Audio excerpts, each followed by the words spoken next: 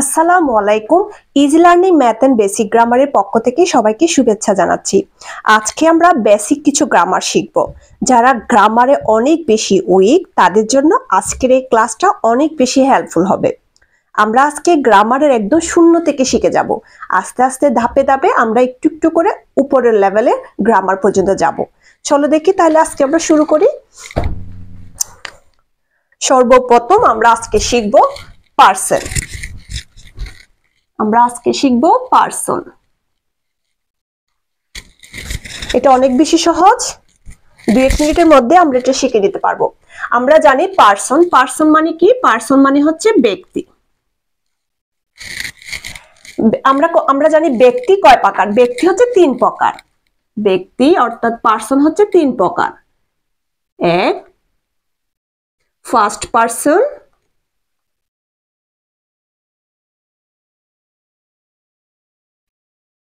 দুই second person, আর 3 হচ্ছে third person. Person হচ্ছে 3 প্রকার। এক, first person, 2 second person, 3 third person. এখন ফার্স্ট পার্সন কোনগুলোকে ফার্স্ট পার্সন বলবে? আমরা জানি ফার্স্ট পার্সন বলবে শুধুমাত্র আমি, আই, আমরা, উই, এই দুইটাকে বলে ফার্স্ট পার্সন। এখানে আবার আই এর সাথে মিও হবে, যেহেতু আমি, আমাকে, সেজন্য এখানে মি হবে। উই, আমরা, আস, এটাও হবে, কিন্তু আমরা এটা শিখবো না। আমরা শিখবো শুধু কি আই, উই। আমাদের এটা মনে রাখার সুবিধার্থে আমরা ওইভাবে শিখবো, আমি, আমরা। আর সেকেন্ড পার্সন হচ্ছে ইউ, ইউর, তুমি, তোমরা। আর থার্ড পার্সন, ফার্স্ট পার্সন হচ্ছে আমি, আমরা, সেকেন্ড পার্সন হচ্ছে তুমি, তোমরা, থার্ড পার্সন হচ্ছে বাকি সবগুলো, অর্থাৎ আমি, আমরা, তুমি, তোমরা ছাড়া বাকি যা আছে সব থার্ড পার্সন। তাহলে এখানে কি লিখবো আমরা? বাকি সব থার্ড পার্সন। বাকি সব থার্ড পার্সন। তাহলে first person I, we, you, your, third person হচ্ছে বাকি সব। যেমন থার্ড পার্সন কি কি হতে পারে? করিম হতে পারে, করিম থার্ড পার্সন। তারপরে যে দেখো ফ্লাওয়ার, এটাও third person, FLOWER, flower third person. আর কি হতে পারে? টেবল, ধরো table, TABLE, table third person. এই যে পেন, এই পেনটাও কি থার্ড পার্সন। এই পেনটা কি এটার মধ্যে পড়ছে? আমি, আমরা, তুমি, তোমরা, এটার মধ্যে পড়ছে? পড়ে। আমি, আমরা, তুমি, তোমরা ছাড়া বাকি যা আছে সব হচ্ছে থার্ড পার্সন। আচ্ছা, এখন আমরা এটা শিখে নিলাম, এটা অনেক বেশি সহজ। এখন আমরা নেক্সট আরেকটাতে যাব। এখন আমরা শিখব অক্সিলারি ভার্ব।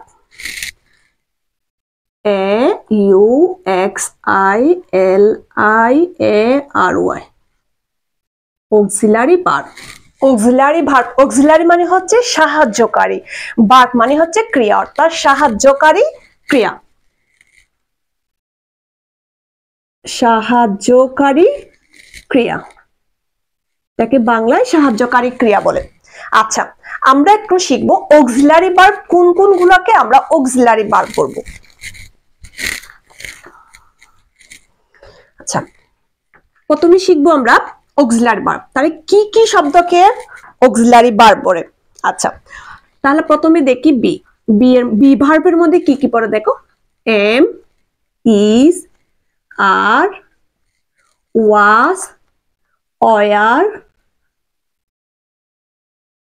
সবগুলো হচ্ছে বি ভার্ব। এগুলো কি অক্সিলারি ভার্ব বলে, অর্থাৎ am, is, are, was, were এগুলো হচ্ছে অক্সিলারি ভার্ব। এটাকে সংক্ষেপে বি ভার্ব বলে। তারপর আরো আছে কি দেখো? ক্যান অক্সিলারি ভার্ব, তারপর হচ্ছে কুড, শ্যাল, শুড, সরি, তারপর হচ্ছে উইল, উড, তারপর আছে মে, মের সাথে আছে মাইট।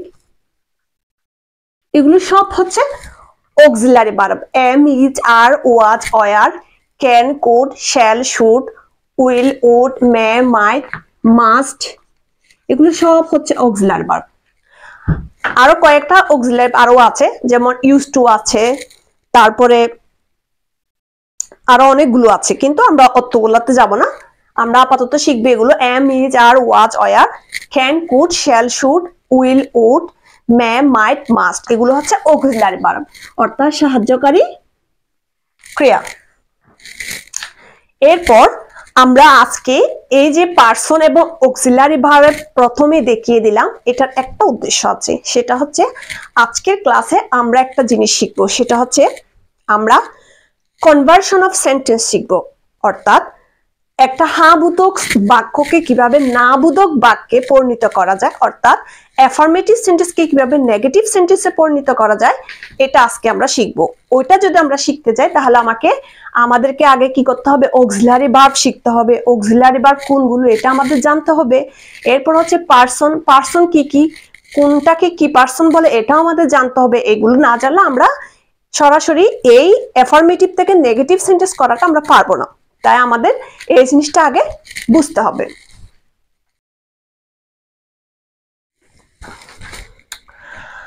আজকে আমরা শিখব কনভার্সন অফ সেন্টেন্স, অর্থাৎ অ্যাফার্মেটিভ ও নেগেটিভ সেন্টেন্স। অ্যাফার্মেটিভ সেন্টেন্স থেকে আমরা জানি সেন্টেন্স অর্থগত দিক দিয়ে 5 প্রকার, কিন্তু সেন্টেন্স নরমালি বাক্য হচ্ছে নরমালি 2 প্রকার, একটা হচ্ছে হ্যাঁ বোধক বাক্য আর একটা হচ্ছে না বোধক বাক্য।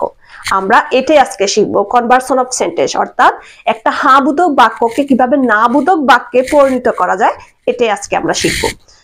তাহলে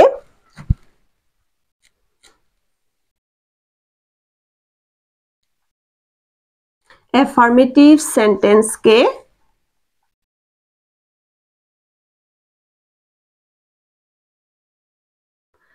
নেগেটিভ সেন্টেন্সে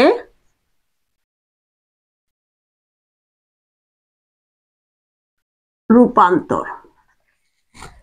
আমরা অ্যাফার্মেটিভ সেন্টেন্স মানে কি, অ্যাফার্মেটিভ সেন্টেন্স মানে হচ্ছে হ্যাঁ বোধক, হ্যাঁ বোধক বাক্য, হ্যাঁ বোধক বাক্য। আর নেগেটিভ সেন্টেন্স মানে হচ্ছে না বোধক বাক্য। আমরা শিখবো হ্যাঁ বোধক বাক্যকে কিভাবে না বোধক বাক্যে রূপান্তর করা যায়, এটাকে বলা হয় কনভার্সন অফ সেন্টেন্স। আচ্ছা, তাহলে আমরা একটা হ্যাঁ বোধক বাক্য লিখি। অ্যাফার্মেটিভটা আমি শর্টকাটে এভাবে লিখলাম, যেমন মনে করো আমরা হ্যাঁ বোধক বাক্য লিখবো একটা। আমরা যেহেতু অক্সিলারি ভার্ব শিখেছি এর আগে, তাহলে আমরা অক্সিলারি ভার্ব ব্যবহার করে একটা সেন্টেন্স লিখবো। তাহলে লেখো আই এম ইটিং রাইস। এটা হচ্ছে অ্যাফার্মেটিভ, অর্থাৎ হ্যাঁ বোধক, আই এম ইটিং রাইস, আমি ভাত খাই। এটাকে আমাকে নেগেটিভে রূপান্তর করতে হবে। তাহলে আমরা নেগেটিভে কি করব, আগে আমরা বাংলা করে আমি ভাত খাই না, এটা হচ্ছে নেগেটিভ, আর আমি ভাত খাই এটা হচ্ছে affirmative.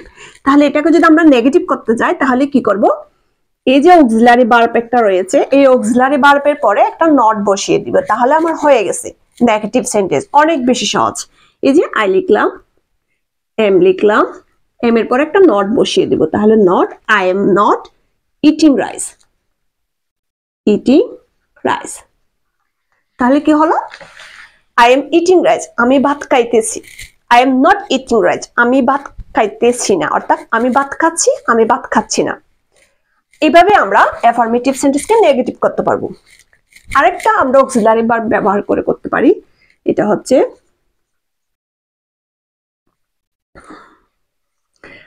I can do the work, আমি কাজটি করতে পারি। তাহলে নেগেটিভ করার সময় আমরা কি করব, প্রথমেই দেখব অক্সিলারি ভার্ব আছে কিনা। যদি অক্সিলারি ভার্ব থাকে, অক্সিলারি ভার্বের পরে আমরা একটা নট বসিয়ে দিলে আমাদের নেগেটিভ সেন্টেন্স হয়ে যাবে। তাহলে কি লিখব, I cannot do the work, I cannot do the work, হয়ে গেছে। তাহলে আমরা আরেকটু কঠিনের দিকে যাই, এটা আমি মুছে দিচ্ছি। আচ্ছা, আমরা এখন আরেকটা সেন্টেন্স লিখব, সেটা হচ্ছে অক্সিলারি ভার্ব ছাড়া একটা সেন্টেন্স লিখব, যেমন আই, তাই না, আমরা সাবজেক্ট আরেকটা লিখি, you eat rice, you eat rice, তুমি ভাত খাও। এটা হচ্ছে একটা হ্যাঁ বোধক শব্দ, এখানে কোনো না বোধকের কিছু নেই। এটাকে আমরা একটা না বোধকের পরিণত করব। তাহলে নেগেটিভ কি হবে? আমরা তো এর আগে শিখেছি যদি আমরা অক্সিলারি ভার্ব দেখি তাহলে অক্সিলারি ভার্বের পরে আমরা একটা নট বসিয়ে দিলে আমাদের নেগেটিভ হয়ে যাবে, কিন্তু এখানে কোনো অক্সিলারি ভার্ব নাই। তাহলে আমরা কি করব? তখন আমাদের করতে হবে এখানে হচ্ছে কি ইউটা হচ্ছে সাবজেক্ট, একটা সেন্টেন্সের তিনটা অংশ থাকে, একটা হচ্ছে সাবজেক্ট, এটা হচ্ছে সাবজেক্ট, এটা হচ্ছে ভার্ব, এটা হচ্ছে অবজেক্ট। অবজেক্ট মানে হচ্ছে বাকি অংশ। তাহলে সাবজেক্ট ভার্ব অবজেক্ট। তাহলে এই আমরা দেখবো এখন ভার্বটা কোন ফর্মে? ইট। আমরা জানি ভার্বের তিনটা ফর্ম থাকে, একটা হচ্ছে প্রেজেন্ট ফর্ম, আরেকটা হচ্ছে ফার্স্ট ফর্ম, আরেকটা হচ্ছে ফার্স্ট পার্টিসিপল ফর্ম। এই ইট হচ্ছে প্রেজেন্ট ফর্মে, ইট অর্থ খাওয়া। ফার্স্ট ফর্ম হচ্ছে কি এট। যেহেতু এখানে ইট প্রেজেন্ট ফর্ম, তাহলে যদি ভার্ব প্রেজেন্ট ফর্মে হয় তাহলে আমাদের নেগেটিভ করার সময় আমাদের কি যোগ করতে হবে?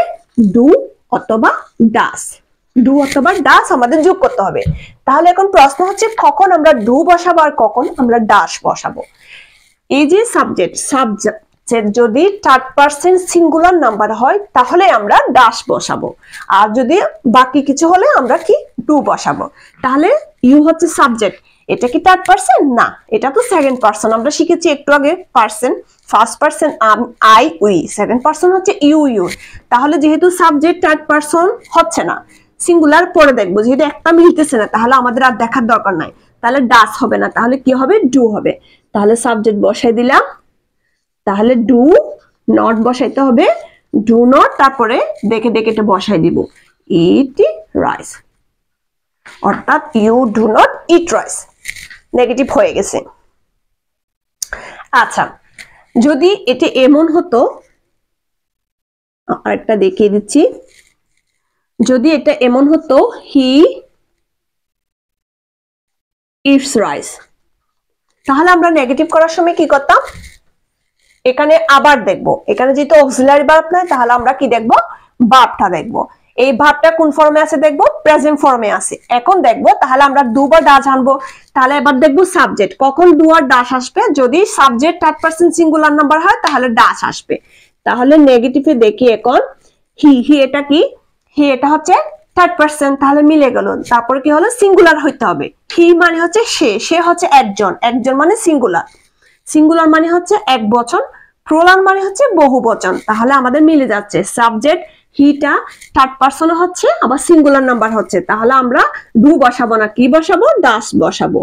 তাহলে হি ডাস নট, নট বসবে, তাহলে কি হবে? ইট। এখন যেহেতু এখানে ডাস বসিয়েছে তাহলে এসটা উঠে যাবে, তাহলে আমরা লিখবো কি? He does not eat rice. He eats rice, সে ভাত খায়।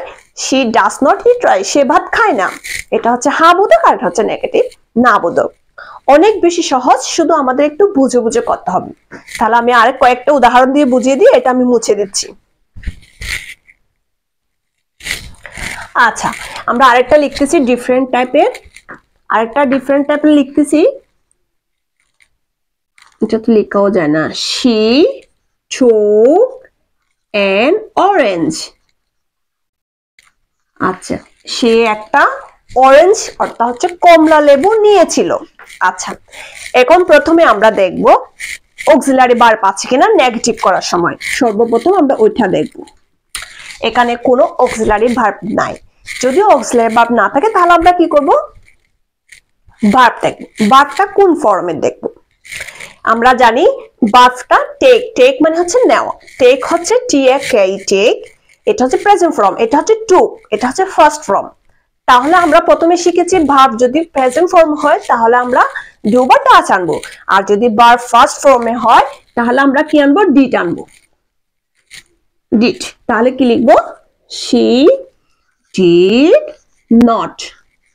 যদি ডিড নট বসিয়ে দিই তাহলে এটা হুবহু টুক আর থাকবে না, টুকটাকে আমাকে প্রেজেন্ট ফর্মে বসিয়ে দিতে হবে। তাহলে টুকের প্রেজেন্ট ফর্ম কি? Take.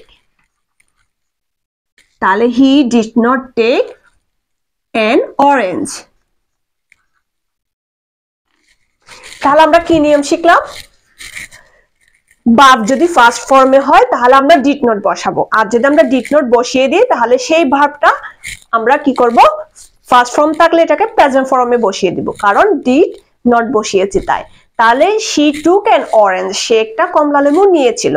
she didn't take an orange, সে একটা কমলা লেবু নেয়নি। অর্থাৎ হ্যাঁ বোধক, এটা হচ্ছে না বোধক। এভাবে আমরা কনভার্সন অফ সেন্টেন্সটা করতে পারবো। আশা করি সবাই বুঝতে পেরেছো। তাহলে আমি আরো কয়েকটা এক্সাম্পল দিয়ে বুঝিয়ে দিই। আচ্ছা, আমি আরো কয়েকটা এক্সাম্পল দিয়েছি, দেখো। তাহলে ইউ মে গো নাও, এটাকে যখন আমরা নেগেটিভ করতে বলবো তাহলে আমরা কিভাবে করবো, ইউ মে গো নাও, তুমি এখন যেতে পারো। এটাকে আমরা, এটা হচ্ছে একটা হ্যাঁ বোধক বাক্য, এটাকে আমরা নেগেটিভ অর্থাৎ না বোধক বাক্যে পরিণত করব, অ্যাফার্মেটিভ থেকে নেগেটিভ সেন্টেন্সে পরিণত করব। তাহলে আমরা প্রথমে কি দেখবো, অক্সিলারি ভার্ব আছে কিনা। আমরা দেখতেছি এখানে অক্সিলারি ভার্ব আছে, মে হচ্ছে অক্সিলারি ভার্ব, যেহেতু এর আগে আমরা অক্সিলারি ভার্ব শিখেছি, ওখানে মে ছিল।